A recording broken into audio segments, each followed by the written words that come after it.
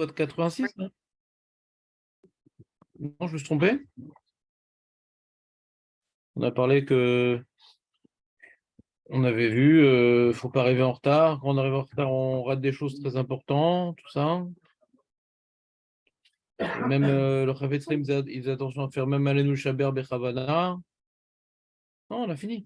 86. Nouveau chapitre.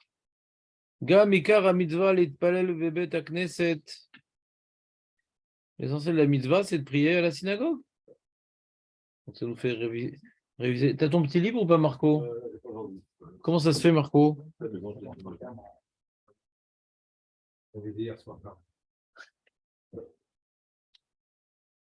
Ikar mitzvah litpalel bebet hakneset. Et Moshe Amrou.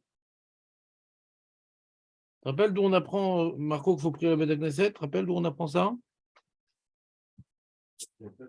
Ouais. Il y a une mise de prier à la synagogue. Qu'est-ce que la Gemara dit pour qu'on ait prié à la synagogue, Marco? Tu te rappelles? Non.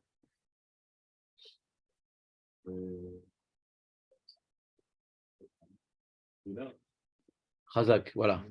Bimkom Rina Shamtiet Tefila. À l'endroit où on fait Rina, on fait des chansons pour Hachem, que là-bas soient exprimées mes prières. Voilà, il le dit ici. En filato shadam nishma'at. Et là, bebet Knesset. D'accord? Et il ne rapporte pas la dracha, Bimkom Rina Shamtiet Tefila. Ouais. Tu te rappelles ce qu'on avait expliqué? Bimkom Rina Shamtiet Tefila. Comment on avait expliqué? Bimkom Rina, à l'endroit où on dit la Rina, doivent également être réalisées la Tefila. Rina, c'est des chants pour Akadosh Baruch Hu. Tu te rappelles comment on avait expliqué cette Gemara, Marco? On avait rapporté l'explication du Rav Kook.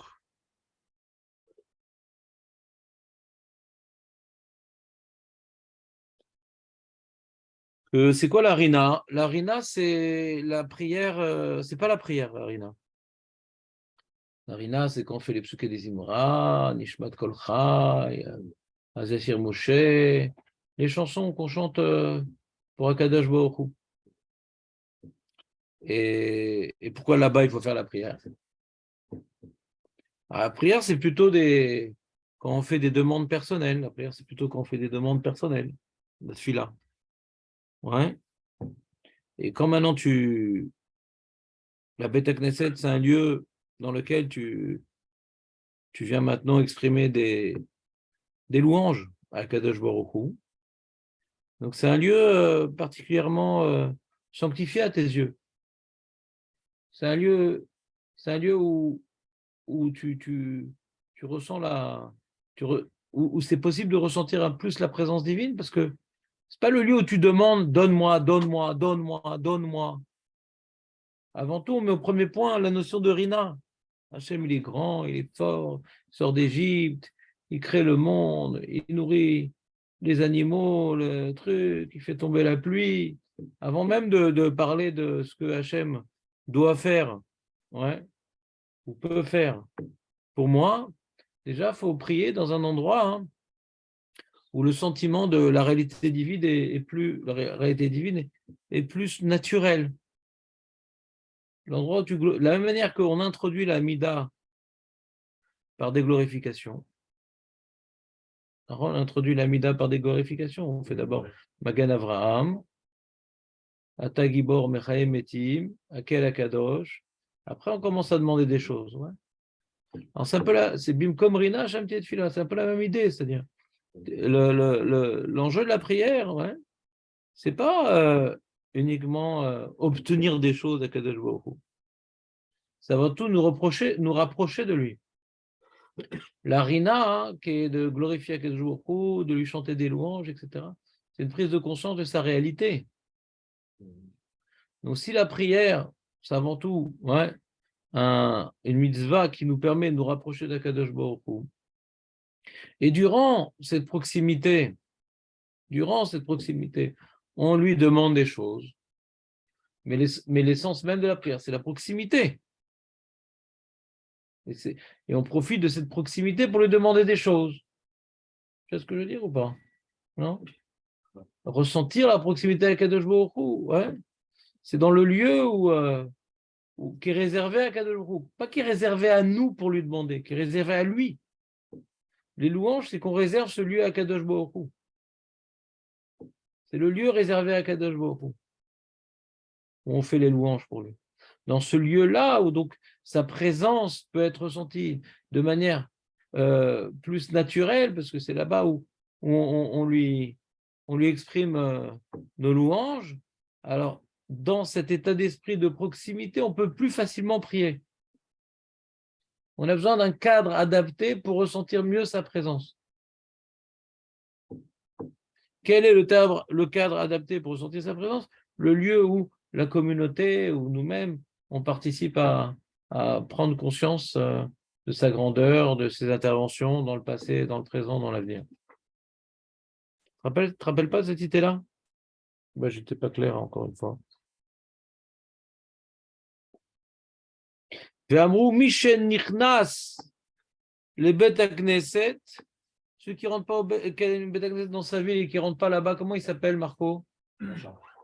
Shachen Ra. Un mauvais voisin.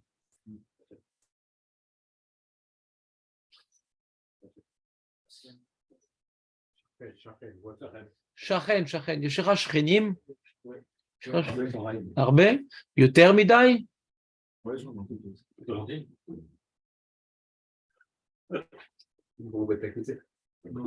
Non. Et celui qui ne va pas dans la Beth HaKnesset, qui est dans sa ville, donc il s'appelle Shachen Ra, et qu'est-ce qu'il entraîne? Chazak, Marco, tu as vu ça? C'est un livre ambulant, Marco. Il entraîne la galoute, pas la galette, la galoute. La gola, pas le gaule. Vechen Amrou. Ah, regarde, un enseignement qu'on ne connaissait pas. On pensait que vous connaissiez tout, regarde. Il rapporte un midrash sur le Sefer Teilim. Amar HaKadosh Baruch Hu, Shatam itpalel bebet HaKnesset. C'est des mecs qui aiment bien prier comme ça dans le lobby, tout ça. Dans la synagogue. Ve'amrou Amitpalel achore bet HaKnesset nikra. Amitpalel achore bet HaKnesset Marco nikra. Cette fois-ci, c'est le rachat. Tu l'as. Celui qui ne va pas à la synagogue, il est Shachenra. Mais celui qui vient, mais qui prie à Choré, derrière la synagogue, lui, il n'est pas Shachenra, il est Racha. Chez Nehemar, sa vive Rechaim, Italachun.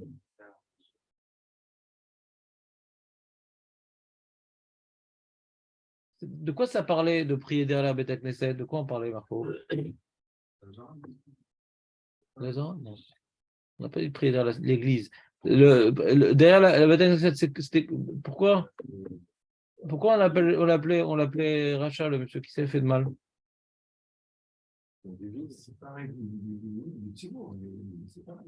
C'était quoi le cas de la Gemara? Qu'est-ce qu'elle avait expliqué, la Gemara? Chazal.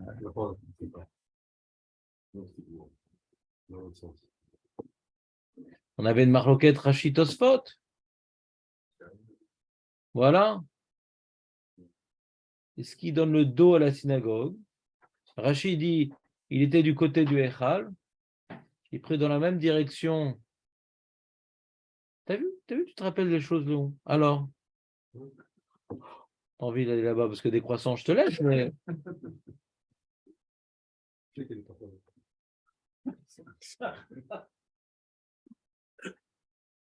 D'après Rashi, c'était donner le dos à la synagogue.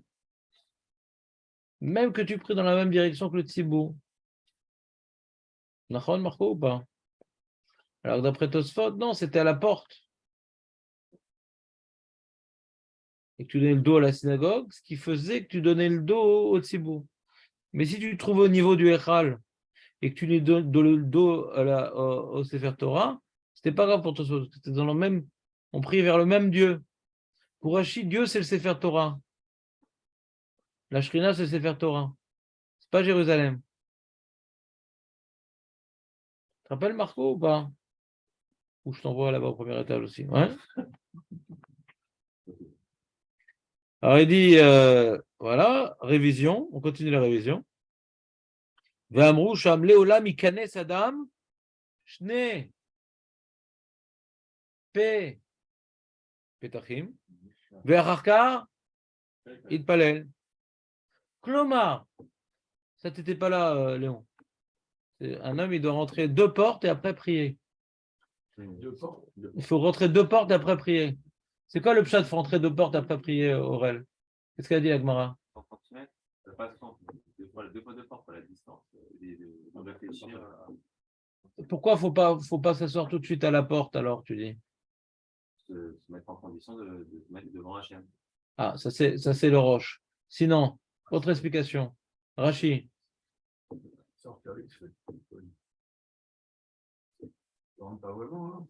Eric et Massoy. Et quand tu es à la sortie, tu as envie de sortir. Et le Maharal? Qu'est-ce qu'il a dit? C'est quoi le 2 portes?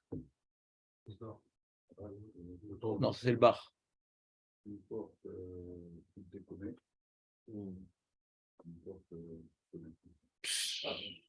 Alors, qu'est-ce que vous dites que vous connaissez rien? Alors, Aurel, qu'est-ce que tu dis que tu connais rien? Je veux que tu apprends des choses quand même. Je ne fais pas 1 heure de route pour rien, moi. Pas 1 heure. Allez. כלומר, שיכנס לבית הכנסת כשיעור 2 פתחים, ולא יתפלל סמוך לפתח, שלא נראה כדעתו לברוח. מעניין, il a pas dit. Il a dit comme Rashi en disant notre lachon. C'est מעניין, pourquoi il a dit ça? כדעתו לברוח.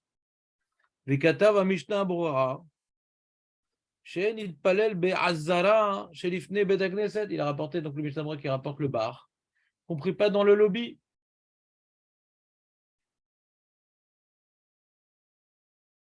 C'est bon la révision ou pas? Ve'amru amar Rabbi Yoshua ben Levi kol mi shehu nichnas. Ça, on ne le connaît pas, ça c'est Yakout.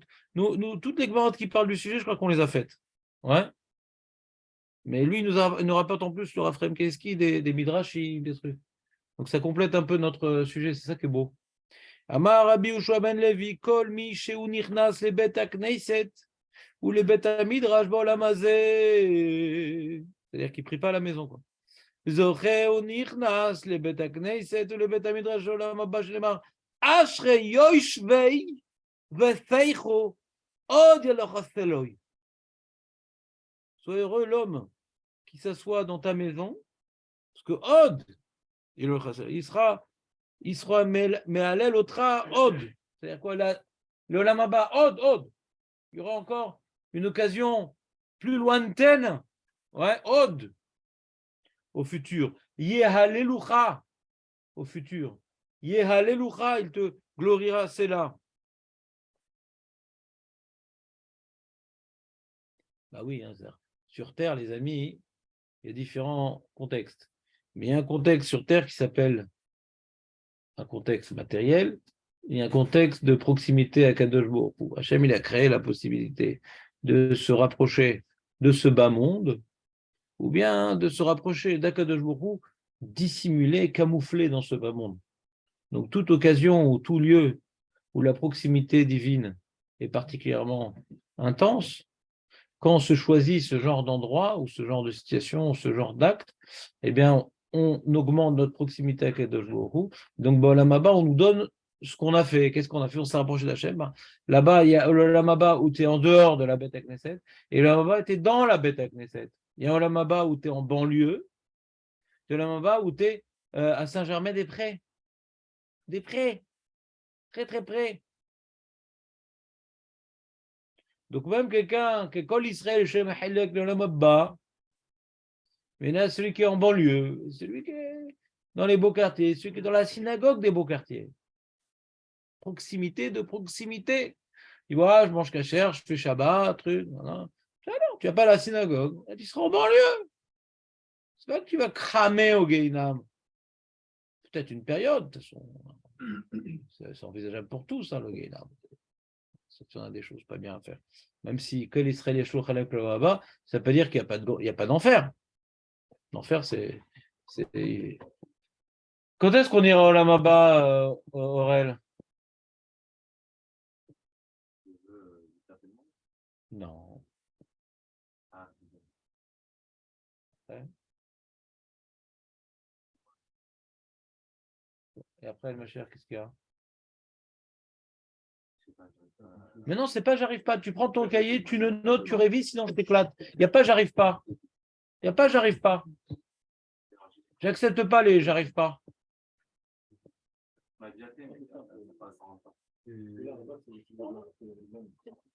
Tu veux que je traduise? Il y a aujourd'hui. Demain, c'est le Mashiach. Après le Mashiach, c'est quoi? Raymond? C'est? Non. La fête, c'est après le mondial. Hein? Oui, d'accord. Bon, je te passe. Mashiach, temple, truc, tout ça. Voilà. Résurrection des morts. Et après, Olam Haba. Il y a 4 mondes dans ce monde. Olam Hazeh, Mashiach, Triat Hametim, Olam Haba. Keneged Arba Kasot Shel Geoula. Geoula Sofit de Olam Haba. 4 étapes. Olam Hazeh, Mashiach, Triat Hametim, Olam Haba. Quand quelqu'un il meurt, où il va? Olam Haba, Nisht. Non, c'est Olam Haba. Haba. Oui, qui vient. Le monde qui vient, il n'est pas là. Il y a une salle d'attente quand on meurt. Il y a 2 salles d'attente. Il y a la fraîche sympathique et la chaude crépitante. Il y a 2 salles d'attente. Non? Alors, en général, les gens qui ne sont pas des tzadikim gemourim, il y a une partie de Gehinam qui dépend de.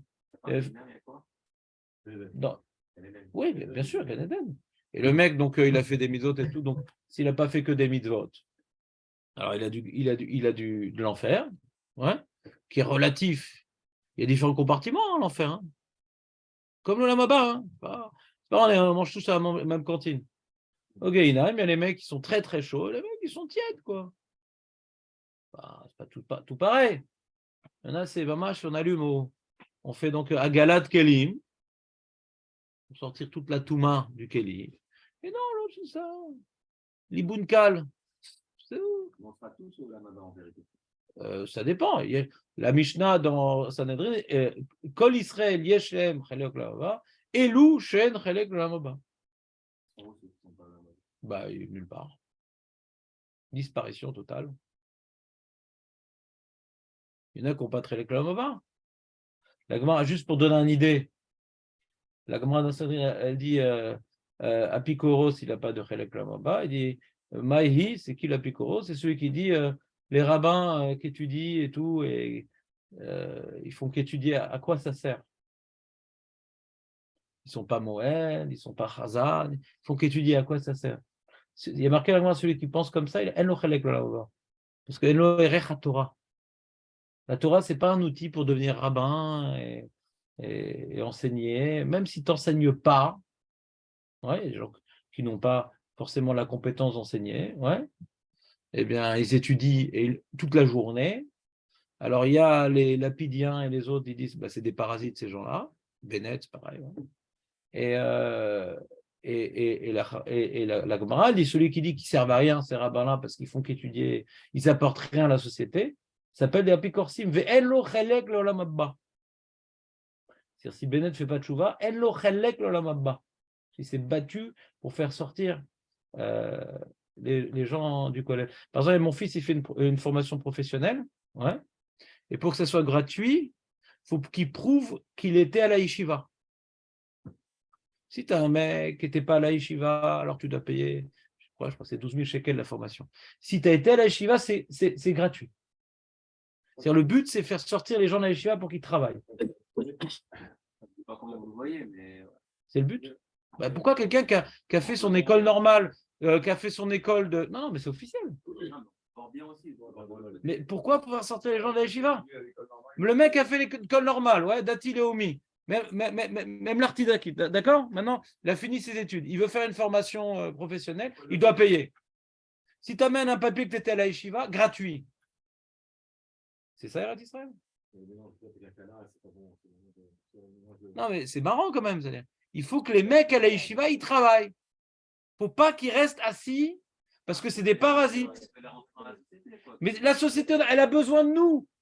Si maintenant il y a des centaines, s'il y a des centaines, je ne parle pas de moi, je parle des gens qui étudient, qui ne donnent pas de cours. Moi, je ne suis rien devant eux. Raphaël Keski ne donnait pas des cours, mais il a sauvé des centaines de milliers de personnes par son Shrut à Torah. Celui qui ne comprend pas ça, c'est un apikoros, c'est ça que je suis en train d'expliquer. C'est un apikoros, celui qui ne comprend pas que la Torah, sans enseigner, sans rien faire, mais juste étudier, sur ça, le monde y tient. Celui qui ne comprend pas ça, il n'a rien compris. Il n'a rien compris.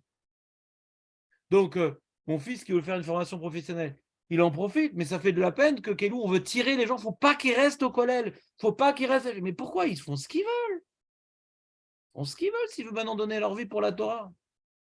Alors tu dis toi-même, il faut qu'ils rentrent dans la société, mais c'est nous, c'est eux la société. C'est eux qui font tenir la société. C'est eux qui font qu'il y ait des enfants qui guérissent et qu'il n'y ait pas d'attentats et que l'Iran, il n'arrive pas. C'est eux la société. Sans eux, le monde, il ne tient pas debout. Justement, la pico, c'est lui qui n'arrive pas à voir. Il voit que celui qui est important, c'est celui qui est médecin, celui qui est truc. Lui, il est important, mais celui qui est tué, il ne faut rien. Alors, il ne sait pas que jour ils disent dans le monde, alors.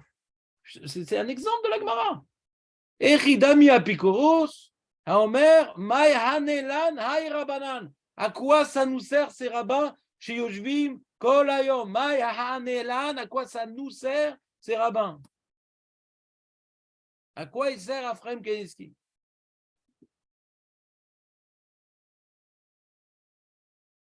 Donc, le kula, mais je l'aimerais le là-bas.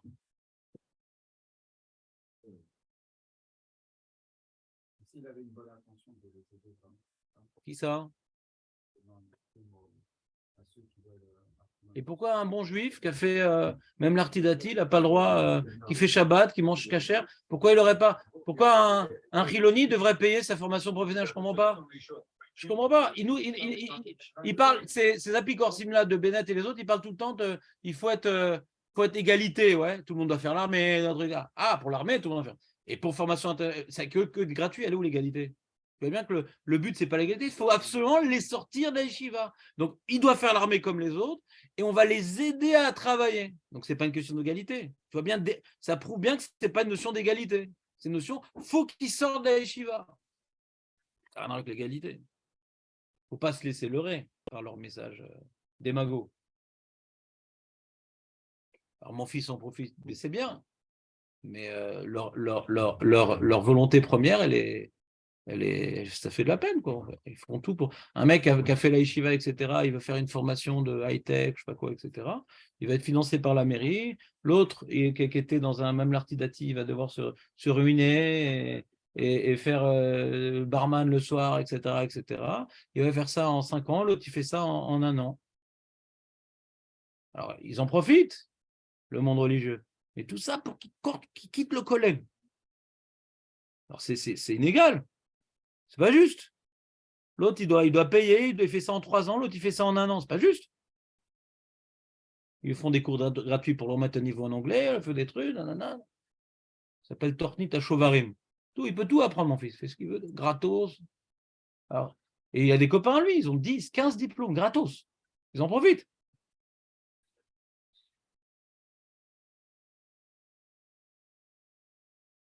Je trouve que c'est injuste. Pour les autres, et dans l'état d'esprit de les sortir de... C'est pas juste. C'est doublement injuste. Voilà, donc...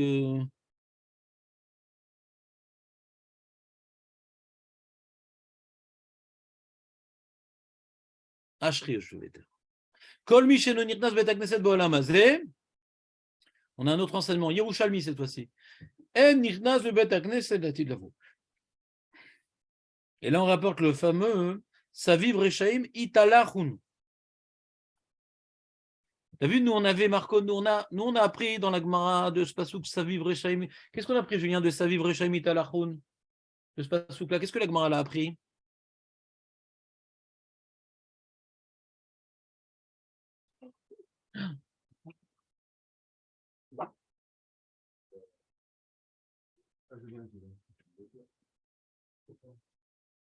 Ouais, on vient de le dire, mais il n'était pas là. Alors, vas-y, je t'écoute sans que tu lises. Qu'est-ce qu'on a appris de Saviv Rechaim Italachoun? Kol Amit Palech Benak Zed. Ouais. Ikra Racha. Je n'ai marre, Saviv Rechaim Italachoun. Donc, Saviv, c'est-à-dire autour des tzadikim, les Rechaim, Saviv, virgule. Rechaim Italachoun. Tu te rappelles? On est à Bedagnet, c'est comme si c'était tzadikim, mais autour, il y a des Rechaim. Ça, c'est la Gemara. Et l'Yerushalmi, il apprend de ce pasouk-là. Kol Misheno Nirnas Bedagneset Bolamazé, En Nirnas Bedagneset Latidavo. C'est-à-dire, on avait dit que c'était la page toute de l'enseignement avant le rajout de la Gemara. Ouais. Tu pries en dehors de la Bedagneset a priori. Et la Gemara dit non, ça dépend. Si tu donnes le dos, tu ne donnes pas le dos. Mais d'après l'Yerushalmi, il ne rentre pas dans ce rajout. Je crois que c'était Ravuna, je ne sais plus qui a fait ce rajout. Ou Rav Papa. Plus loin.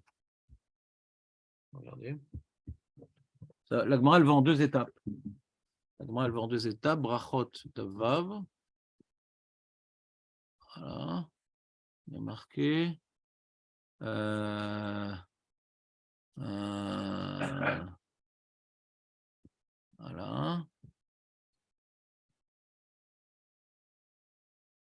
Siagasa. Voilà. T'as Ravuna d'abord. C'est ça. Ça, moi j'ai remarqué. Moi, au début, je voulais dire comme Yerushalmi, parce que tout celui qui prie derrière le Betagneset, il s'appelle Racha. Et après, il dit Amar Abaye, Lo Amran est là de Lo Amader appel et Beknista, Valmeader appel et Beknista, Letlanba. Alors moi j'ai dit, qui dit que Ravuna il est d'accord avec Abaye? Je l'ai dit à l'époque, j'ai dit peut-être que Ravuna il pense comme les Yerushalmi. Prier en dehors du Betagneset, Nikra Racha. Abaye te dit non. Moi je pense que pour qu'il s'appelle Racha, il faut qu'il donne le dos. Ou au Echal d'après Rashi, ou d'après Rabbeinu au Tzibour, ouais, mais c'était pas mashma dans les mots de Ravuna. Et j'étais content d'avoir trouvé dans l'Yerushalmi que comme la page toute de Ravuna, que le fait de ne pas prier dans la synagogue, peu importe quelle est ta position, tu es déjà rachat. Ouais. Comme la page toute de la chaîne de Ravuna. L'homme est les fois, t'as mis de palais. On n'est pas posé comme ça, on est posé comme le Babli. Mais dans la page toute du Lachon de Ravuna, Abaye, c'est Magnien, ce qu'il dit Abaye. C'est-à-dire c'est une prise en otage des mots de Ravuna. Ça dit quelque chose qu'on a parlé de ça? Il y a deux étapes. Il y a Ravuna et Abaye. Ravuna dit celui qui prie derrière le Bet Knesset Nikra Racha. Alors le problème, c'est pourquoi il est marqué derrière. Le diouk de Abaye, c'est parce qu'il est marqué Achore Bet Knesset. Derrière. C'est ça son diouk. Vous vous rappelez ou pas? Il y a Panim ve Achor. On avait dit il y a l'ouest et l'est. Vous vous rappelez ou pas? La dracha de Rashi, avec la Tosefta, qu'avant les synagogues, elles étaient dirigées vers le Maharav. Ça vous dit quelque chose? Parce qu'Ashrina be Maharav, et que la Tosefta ne prenait pas en considération Jérusalem. Ça vous dit quelque chose? C'est du bien de réviser un peu, non? C'est des petits... En France, je ne sais pas, à Paris. Ouais, en France, je ne sais pas.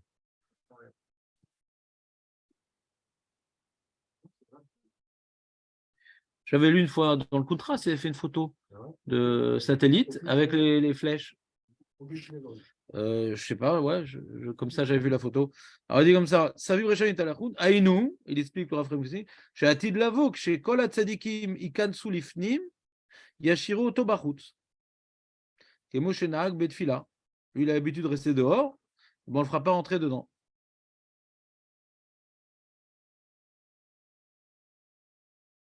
Ou Kedita Besefer Chassidim, Lo Yetse Adam Mibet Agneset, Hachesaimu Kol Atfila. Ne sort pas de la synagogue avant qu'on ait fini toute la tfila. Et là, Imken, Sarli Nekeva, volé à qui? À moins que tu aies besoin d'aller aux toilettes ou de vomir. Si tu as besoin de vomir, sors, s'il te plaît. Ouais. Comment? Faut attendre la fin de la prière pour sortir.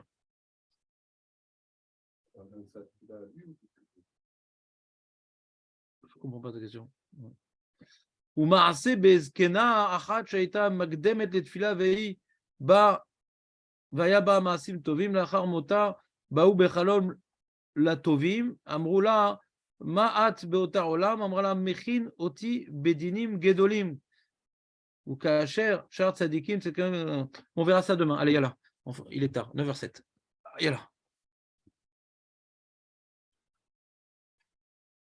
Moi, c'était bien, on a fait de la révision ce matin grâce au CFR de